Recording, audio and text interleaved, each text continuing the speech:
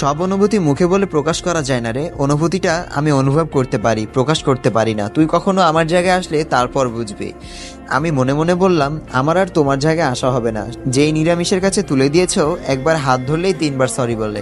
আপু আপেল খেতে খেতে বলল, কিছু বললি? আমি কথা খুঁজে না পেয়ে বললাম, না না কিছু না। এখন আর আগের মতো প্রতিদিন কলেজে যাওয়া হয় না। সত্যি বলতে ভয়েই যাই না। তবে আজ যাব, একটা কারণ আছে, খুব জরুরি কারণ।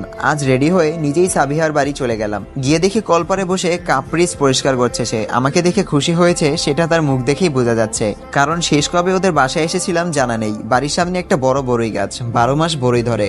আর অপর পাশে তাদের ঘর, চারপাশে ইটের দেওয়াল আর উপরে টিনের চান। আর ঘরের সামনেই একটা খোলামেলা বারান্দা। মাঝে মধ্যে ওখানে বসে আড্ডা দেই সবাই। ওখানে একটা চেয়ার টেনে বসে আছি আমি। সাবিহা কিছু বড়ই আমার সামনে দিয়ে গেল। আমি খেতে খেতে সে রেডি হয়ে যাবে। দুজনেই একসাথে চললাম কলেজের উদ্দেশ্যে। সাবিহা আমায় তাড়া দিতে দিতে কতবার বলল, আজকে কি এমন গুরুত্বপূর্ণ কাজ যে জোর করে হলেও কলেজে নিয়ে যাচ্ছিস? আমি চুপচাপ রইলাম, কিচ্ছু বললাম না। রিক্সা থামাতে বললাম একটা রেস্টুরেন্টের সামনে, চল ক্ষুধা লাগছে কিছু খাই। সাবিহা মাথা নিচু করে বলল, আমার কাছে তো টাকা নেই। আমি একটু হেসে বললাম, আমার কাছে আছে, চল। রেস্টুরেন্টে গিয়ে সাবিহাকে বললাম, চোখ বন্ধ কর। সাবিহা বলল, কেন? আরশি বলল, কর না। সাবিহা বলল, আচ্ছা।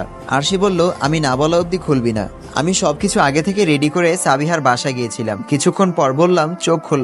আমি সবকিছু আগে থেকে রেডি করে সাবিহার বাসায় গিয়েছিলাম। কিছুক্ষণ পর বললাম, চোখ খোল বান্ধবী। সাবিহা চোখ খুলতেই অবাক হয়ে গেল। তার সামনে রাখা একটি কেক, আর তার মাঝে লেখা হ্যাপি বার্থডে টু কলিজা। হুট করেই সাবিহা আমায় জড়িয়ে ধরে কেঁদে দিল। কারণ লাইফে ফার্স্ট টাইম এমন সারপ্রাইজ পেয়েছে সে। কখনো কখনো তার জন্মদিনের কথা তার নিজেরও মনে ছিল না। আজ হঠাৎ এমন সারপ্রাইজ পাবে তা হয়তো ভাবতেও পারেনি সে। সাবিহা বলল, তোর সাথে থাকলে আমার প্রতিটা সময় ভালো কাটে দোস্ত। কেন যে আমাদের মেয়েদের ফ্রেন্ডশিপগুলোতে বিবাহ নামক শব্দটায় দেয়াল তৈরি করে ফেলে। সারা জীবন একসাথে থাকতে পারলে কি এমন ক্ষতি হতো।